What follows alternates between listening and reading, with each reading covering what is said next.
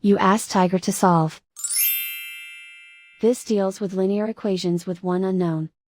The final result is y equals -17. Let's solve it step by step.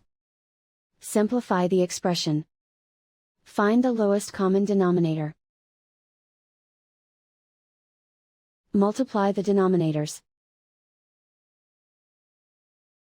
Multiply the numerators. Combine the fractions. Combine the numerators. Swap sides. Isolate the y. Multiply both sides by 12.